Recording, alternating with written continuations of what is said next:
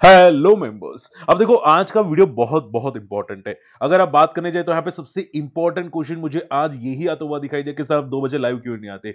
मेरे बीटीएसटी में लॉस हो रहा है, प्लीज आ जाओ भाई, मैं जरूर कवर करूंगा, लेकिन आपको वीडियो पूरा सुनना पड़ेगा, ठीक है। एंड आज 2 वीडियो ऑलरेडी मैंने रख दिए यहाँ पे। अगर आप देखोगे यहाँ पे बाजार क्यों फॉल किया और कितना फॉल कर सकता है, क्या पैनिक करना चाहिए। And Ajax engineering, KPI green, first cry, Kirloskar, वो सभी स्टॉक यहाँ पे मैंने डिस्कस किया, आप जाके चेकआउट कर सकते हैं। तो आप ये वीडियो जाके जरूर चेकआउट कर सकते हैं, ठीक है। एंड देखो मैं शॉर्ट एंड सिंपल बोलूंगा, मैं आपके साथ हूं, आप टेंशन मत लीजिएगा, ठीक है। मैं बहुत सारी चीजें आपके लिए कर रहा हूं और मार्केट से पहले तो आपको घबराने की जरूरत नहीं है। भाई भरोसा रखो, मार्केट में कोई घबराने की जरूरत नहीं है। छोटा सा फॉल है, आपने इतना पचा लिया है भाई, थोड़ा ही बाकी है। आप समझो 2 से ढाई महीने, और वो भी यहां पे थोड़ा थोड़ा ही फॉल करेगा, 2 से ढाई महीने, ठीक है।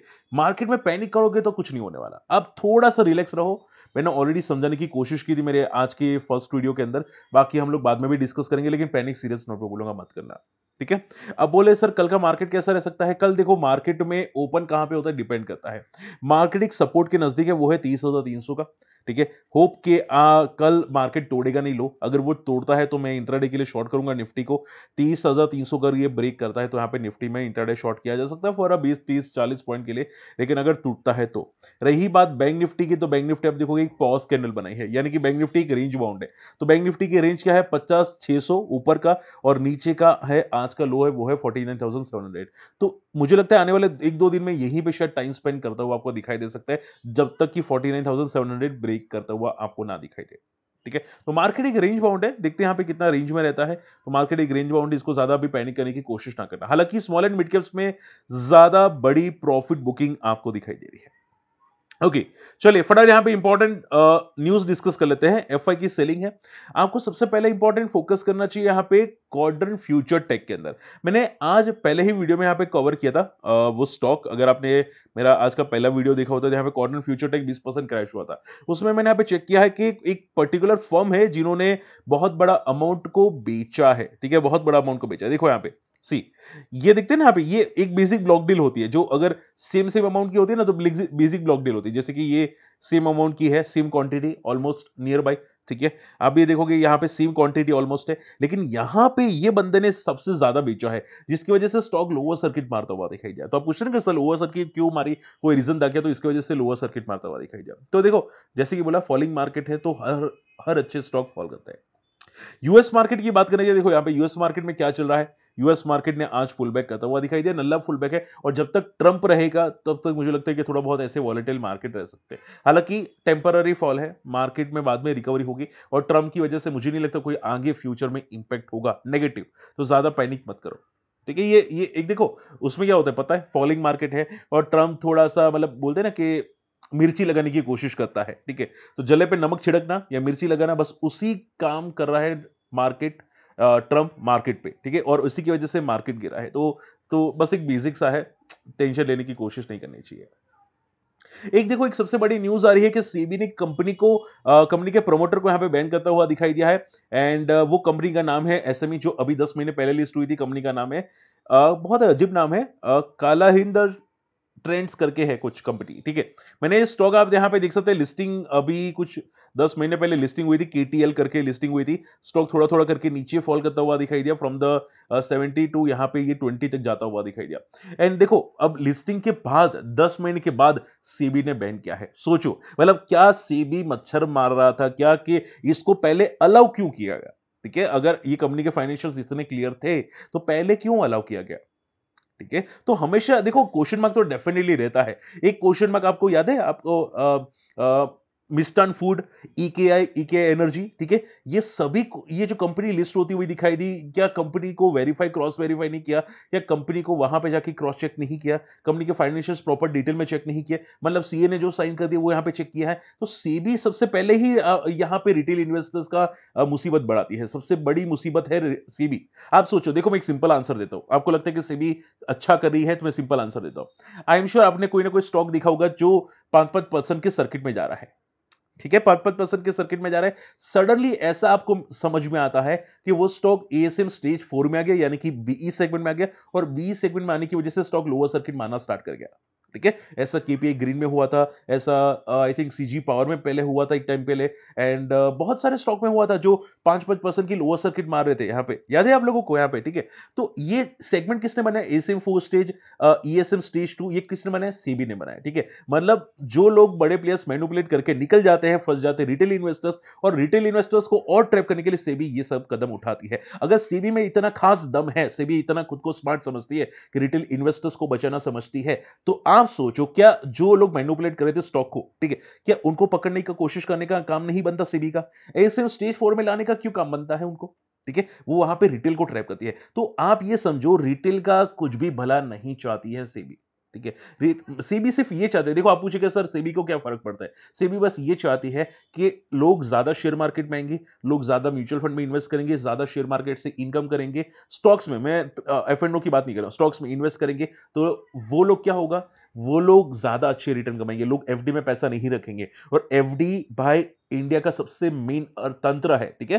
पैसे सबसे ज्यादा बैंकिंग से आते हैं, अगर बैंक को एफडी ना मिले तो बैंक बहुत सारी अनस्टेबल हो जाती है, कोलैप्स भी कर सकती है। अगर आपको नहीं याद है तो आरबीआई की पॉलिसी या आरबीआई का स्टेटमेंट भी आया था, ठीक है। तो ये सभी चीजें सीबी ही कर रही है, बहुत सारी चीजें सीबी कर रही है विच इज नेगेटिव। तो ये जो किया है वो पॉजिटिव है, लेकिन सीबी को पहले जांच करनी चाहिए थी।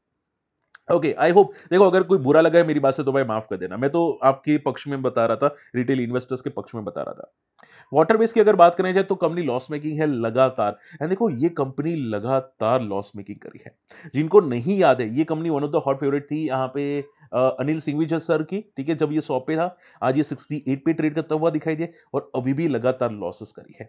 तो ये जो सेक्टर है ना, Avanti feeds, इपिक्स frozen food, water बीज, ये कंपनी अभी मतलब फॉलिंग सेक्टर है, ठीक है, पूरा का पूरा फॉलिंग सेक्टर है, क्योंकि इनका सेल्स अच्छा नहीं हो रहा बिकॉज ऑफ अदर अच्छे कॉम्पिटिटर आगे, वो भी अच्छे प्राइस पे आ रहे हैं, ठीक है।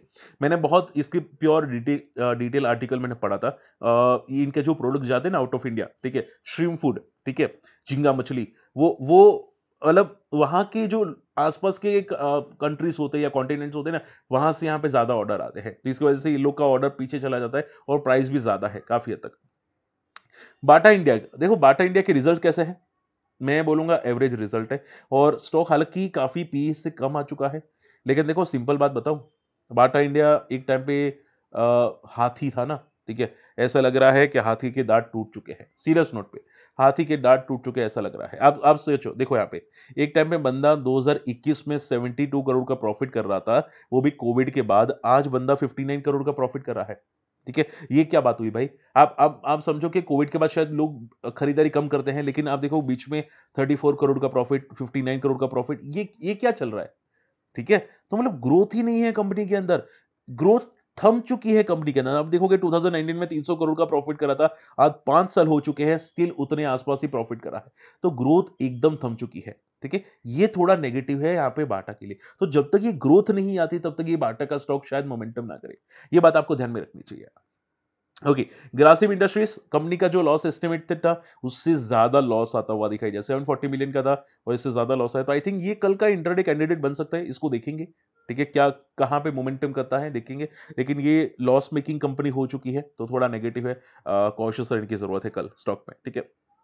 चलिए फटाफट आप लोगों की मैं क्वेरीज लेना चाहूंगा। सबसे पहली क्वेरी आती है यहाँ पे सिंधु ट्रेड की, मुझे यहाँ पे सबसे पहली क्वेरी आती हुई दिखाई दी सिंधु ट्रेड। देखो सिंधु ट्रेड आज मैंने देखा था फ्रॉम द टॉप काफी काफी तगड़ा गिरा स्टॉक, आज यहाँ पे देखोगे 10% गिरा, ठीक है, फॉलिंग मार्केट में, ठीक है। एंड रिजल्ट दिसंबर क्वार्टर की अभी तक नहीं आए हैं, ठीक है, तो आई थिंक रिजल्ट आने के बाद शायद कोई क्लैरिटी आए स्टॉक पे। ओके, अभी टिप्पणी करना शायद डिफिकल्ट होगा, अगर मान लो कि रिजल्ट अच्छा है तो, क्योंकि ये लॉजिस्टिक कंपनी है और इस बंदा जो लॉजिस्टिक में ग्रो करा है बहुत ही तगड़ा ग्रो करा है बंदा, ठीक है। तो लॉजिस्टिक कंपनी काफी अच्छी है, लेकिन स्टॉक आप देखोगे काफी सस्ता ट्रेड करे, 15 की पी पे ट्रेड करे, बुक वैल्यू भी काफी काफी स्ट्रॉन्ग बुक वैल्यू है, तो आई थिंक उसमें एक बार रिजल्ट देखेंगे तो उसके बाद प्योर आइडिया आएगी कि भाई क्या हो सकता है, ये क्या कर रहा है, ये क्या क्यों कर रहा है, ठीक है, आप समझ रहे, ग्रोथ भी काफी अच्छा है। एफआई दिखते हैं, एफआई क्या है कि नहीं स्टॉक में, दिसंबर क्वार्टर, देखो यहाँ पे दिसंबर के डेटा अपडेट हुए हैं, म्यूचुअल फंड ने स्टॉक को ऐड किया है, अच्छी बात है, ठीक है। प्रमोटर तो अपना स्टेक बेच ही नहीं रहे, अच्छी बात है, ठीक है। तो कंपनी अच्छी है, ऑपरेशन फ्रॉम द एक्टिविटी और कैश एक्टिविटी काफी अच्छी है, तो बंदे में दम है जरूर, ठीक है। दम है, लेकिन देखो मैं ऑलरेडी बहुत बार बता चुका हूं कि फॉलिंग मार्केट में अच्छे स्टॉक भी गिरेंगे। लास्ट टाइम भी याद है गिरा था सिंधु ट्रेड, ठीक है, मैंने खुद ट्राई किया था सिंधु ट्रेड, और मैंने 19-20 रुपए पे मैंने ऐड किया था, एवरेज किया था 25, आई थिंक 26 या 27 तक गया था स्टॉक, ठीक है, अगर मैं गलत नहीं हूं तो उस टाइम पे जो मोमेंटम आई थी, मैंने बहुत ही बड़ा प्रॉफिट किया था उस टाइम पे सिंधु ट्रेड के अंदर। लेकिन अभी स्टॉक फॉल कर रहा है, तो जैसे कि मैंने बोला कि फॉलिंग मार्केट में अच्छे स्टॉक भी फॉल करते हैं, ये हर स्टॉक की कहानी है। आप कोई भी देखो स्टॉक पूछ लो, मुझे बहुत सारे लोगों के कमेंट्स आ रहे हैं कि सर एनआईटी स्टॉक गिरता हुआ दिखाई दिया, देखो यहाँ पे सर, मैं टेंशन मत लो। अब आप एक दूसरे को सपोर्ट कर रहे हैं, ठीक है, तो अच्छे अच्छे स्टॉक गिरेंगे मेरे भाई, आप मार्केट को नहीं समझ रहे। इसी की वजह से मैं मार्केट से अच्छी मतलब फॉलिंग मार्केट में मैं दूर रहता हूं, ठीक है, ताकि एक बार मार्केट फॉल हो जाए, उनका फॉल खत्म हो जाए, उसके बाद हम लोग जाके सोचेंगे अच्छे स्टॉक को लॉन्ग टर्म के लिए, ठीक है। तो ये बात ध्यान में रखिएगा। ओके, सबसे इंपॉर्टेंट क्वेश्चन, सर आप 2 बजे क्यों नहीं आ रहे लाइव, प्लीज आ जाओ, मेरा लॉस हो रहा है। देखो, पहली बात, सेबी नहीं चाहती है कि भाई रिटेल इन्वेस्टर्स को कोई सपोर्ट करे, हालांकि काफी फेक लोग हैं डेफिनेटली, ठीक है, लेकिन अगर कोई ऐसी ऐसी बातें करे तो मुझे भी कुछ होता है यार, ठीक है, कि मैं रिटेल इन्वेस्टर्स को दिल से सपोर्ट करना चाहता हूँ यार, सीरियसली, ठीक है। मैं काफी चीजें हैं जो उनको फ्री ऑफ कॉस्ट सिखाना चाहता हूँ, काफी चीजें करना चाहता हूँ, और मेरी स्ट्रेटेजी आपने 2 बजे बहुत बार अच्छी लाइव स्ट्रेटजी आपने देखी है, सीखी है। और मैं एक बात बोलूं, ठीक है, मैं आपके लिए इन्वेस्टमेंट एडवाइजर की एग्जाम दे रहा हूं, ठीक है, 2 इन्वेस्टमेंट एडवाइजर की एग्जाम है। यहाँ पे मैं अभी 17 तारीख को मेरी एग्जाम है, ठीक है, आज 10 तारीख तो हो चुकी है, 17 को फर्स्ट एग्जाम है इन्वेस्टमेंट एडवाइजर 1, और उसके 1.5 महीने के बाद मैं दूसरी देने वाला हूँ, एंड देन मैं अप्लाई करूंगा यहाँ पे, ठीक है, आई के लिए, इन्वेस्टमेंट एडवाइजर के लिए। और जैसे ही हो जाता है हम लोग लाइव आएंगे, ठीक है, ये पक्का रहा, ठीक है, हम लोग लाइव आएंगे। उसके अलावा भी एक बात और है कि SEBI investment adviser part time भी ला रही है, वो कब लाएगी वो कहना मुश्किल है, आई थिंक करंट ईयर के अंदर आ जाएगा, और अगर वो आ गए उससे पहले तो मैं जरूर अप्लाई करूंगा, ठीक है, ताकि मैं आपसे प्रॉपर्ली सिखाने की कोशिश कर सकूं, ठीक है। मैं सीरियस नोट पे आपसे दिल से चाहता हूं कि मैं फ्री ऑफ कॉस्ट सिखाऊंगा, ये दिल से बात रही, पूरी की पूरी चीजें start to end free of cost, ठीक है, ताकि आप लोग प्रॉफिट करें, ठीक है, क्योंकि शेयर मार्केट में मैं नहीं चाहता कि कोई भी ऐसा बोले कि भाई ये क्या सट्टा कर रहा है, क्यों सट्टा कर रहा है, ठीक है, मैं नहीं चाहता शेयर मार्केट का नाम बदनाम हो, ठीक है, और मैं ये चाहता हूं कि एटलीस्ट आप बोले कि भाई जय सर से सीखा है हम लोगों ने, ठीक है, ये सट्टा नहीं है, जय सर से सीखा है, ठीक है, मैं ये चाहता हूं। तो मैं दिल से ट्राई करूंगा, टेंशन मत लेना, बस थोड़ा सा सब्र रखिए, और ऐसा हो तो फ्री हमारी कम्युनिटी में आ सकते हैं, अकाउंट ओपनिंग कम्युनिटी में, यहां पे आप अकाउंट ओपन कर सकते हैं। और हाँ, एक बात याद रखिएगा कि जिनको नहीं पता बताना चाहूंगा, अकाउंट ओपनिंग मेंबर्स के लिए एंजल वन और आईएफएल सिक्योरिटी, जहां पे हम लोग ऑथोराइज पर्सन है, ठीक है, तो उनके भी कॉल्स आते हैं, ठीक है, उनके भी कॉल्स आते हैं, और वो रजिस्टर्ड होते हैं, वो लीगल कॉल्स होते हैं, क्योंकि उनकी आरए टीम प्रोवाइड करती है, क्या, रिसर्च इन्वेस्टमेंट एडवाइजर, वो टीम प्रोवाइड करती है। तो उन्होंने क्लियर कट बोला है कि आप अपने क्लाइंट्स को अगर देना चाहते हैं, यानी कि जो अकाउंट ओपनिंग मेंबर्स है, यानी कि वो हमारे क्लाइंट हुआ, तो उनको देना चाहते हैं, दे सकते हैं। तो उसमें से मुझे जो अच्छा लगेगा वो मैं आपको फॉरवर्ड कर दूंगा, ठीक है, मुझे जो लगे वो मैं आपको फॉरवर्ड कर दूंगा। तो अगर आप चाहते हैं हमारे लिंक से अकाउंट ओपन कर सकते हैं, लेकिन हाँ, मेरे नहीं, वो रजिस्टर्ड इन्वेस्टमेंट एडवाइजर जो होंगे एंजल वन के, आईएफएल के, उनके जो आते हैं वो मैं आपको प्रोवाइड करूंगा, ठीक है, क्योंकि जो अकाउंट ओपनिंग मेंबर्स है उनके लिए होते हैं, ठीक है। तो आप अगर इंटरेस्टेड अकाउंट ओपन जरूर कर सकते हैं। एंड आई होप आज का वीडियो समझ में होगा। इसके अलावा कोई बात रही पैरादीप फॉस्फेट की, मैं रूपा लेता हूं 1 सेकंड के लिए, मैं पैरादीप भी डिस्कस करना चाहता हूं। देखो, मैं हमारे जो अकाउंट ओपनिंग मेंबर्स उनके साथ मैं बातचीत कर रहा था, मैंने उनको यही बता रहा था कि मार्केट में देखो, अभी मार्केट पता कैसा है, शॉर्ट टर्म के लिए सभी स्टॉक गिरेंगे। ये रिजल्ट से पहले पैरादीप अच्छा चल रहा है, रिजल्ट अगर खराब आया तो क्या होगा, तो स्टॉक गिरेगा। और आप देखोगे पैरादीप 10% गिरा है, मुझे अभी किसी ने मेंशन किया था, ठीक है, कि 10% पैरादीप गिरा है। वही तो मैं आपको समझा रहा था मेरे भाई, कि रिजल्ट के बाद कुछ सोचो, रिजल्ट से पहले सोचने की कोशिश करोगे, पता भी नहीं चलेगा वो स्टॉक कब क्रैश हो गया, ठीक है। आप देखो यहां पे रिजल्ट कैसे है, तो कि ग्रोथ नहीं है, क्वार्टर टू क्वार्टर ग्रोथ कम है, और जो स्टॉक पिछले 5-3 महीने में मोमेंटम किया हो, क्वार्टर टू क्वार्टर वीक आए हो, तो वो डेफिनेटली गिरेगा। वही मैं आपको समझा रहा था मेरे भाई, ठीक है। आप मेरी बात, मेरे लॉजिक्स भाई शेयर मार्केट से सबसे इंपॉर्टेंट लॉजिक्स है, इस इतने खतरनाक लॉजिक तो कोई इन्वेस्टमेंट एडवाइजर भी नहीं होता इनके पास, तो ठीक है। तो मैं वही आपको समझा रहा था, एक बात समझो, आपके लिए काम का है। अब पता नहीं कहां तक जाएगा, मैं आपको प्रॉपर तो नहीं बता सकता, क्योंकि मार्केट फॉलिंग कंडीशंस में है, ठीक है। वो एक बार सपोर्ट लेगा तब तक मैं आपको अपडेट कर दूंगा कि मार्केट सपोर्ट ले रहा है। उसके अलावा रूपा इंडस्ट्रीज, रूपा की अगर बात करें जाए तो क्या रिजल्ट रूपा के आ चुके हैं। रूपा 22 की पी पे ट्रेड करा है, सस्ता स्टॉक है, कोई खास।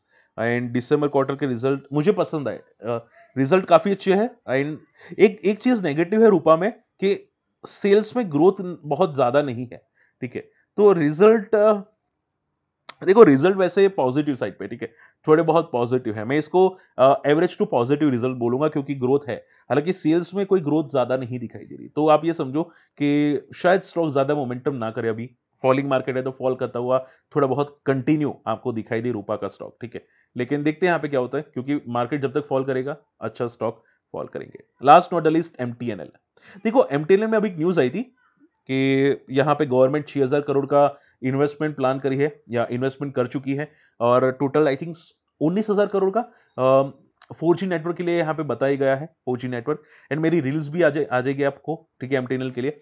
तो न्यूज तो काफी अच्छी है, लेकिन पता है प्रॉब्लम क्या है, स्टॉक अपना कर्जा भी नहीं चुका पा रहा है, तो इसकी वजह से गवर्नमेंट चुका रही है इसका कर्जा, ठीक है। तो ये जो मोमेंटम आ रही है ना, वो टेम्पररी मोमेंटम आ रही है स्टॉक पे, एमटीएनएल में जो मोमेंटम आ रही है। और आज भी देखोगे, आज भी स्टॉक डी हाई से फॉल करता हुआ दिखाई दिया। देखो यहाँ पे डी हाई पे आई थिंक 7-8% था और फॉल करता हुआ दिखाई दिया, ठीक है। आप देखोगे 3% है और ऊपर से फॉल किया, तो यही रीजन है, ठीक है। तो आप ये समझो कि स्टॉक्स फंडामेंटली अगर स्ट्रांग होते हैं और अच्छी न्यूज आती है तो वो डेफिनेटली ऊपर जाते हैं। लेकिन जो स्टॉक में फंडामेंटली नहीं है, आप देखोगे हर साल लॉस किया है, हर क्वार्टर लॉस किया है, तो वो टेम्पररी पुलबैक्स करते हैं, ठीक है, फॉल्स पुलबैक करते हैं।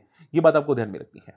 चलिए, आई होप आज का वीडियो पसंद है, वीडियो शेयर कीजिएगा, चैनल सब्सक्राइब कर लीजिएगा। और देखो मैं एटलीस्ट 150 लाइक्स चाहता हूं, तो प्लीज सपोर्ट कीजिएगा। मैं आपसे दिल से चाहता हूं और मैं आपको फ्री ऑफ कॉस्ट सिखाऊंगा, ये मेरा वादा रहा, ठीक है। एक बार के लिए आप मैं जैसे इन्वेस्टमेंट एडवाइजर बन जाता हूं आपके लिए, एक बैच होगा, फर्स्ट बैच होगा, जब होगा तो मैं आपको फ्री ऑफ कॉस्ट सिखाऊंगा। लेकिन जब मैं बन जाऊंगा यहाँ पे तब, ठीक है। मिलते हैं अगले वीडियो में, तब तक के लिए गुड बाय, जय हिंद।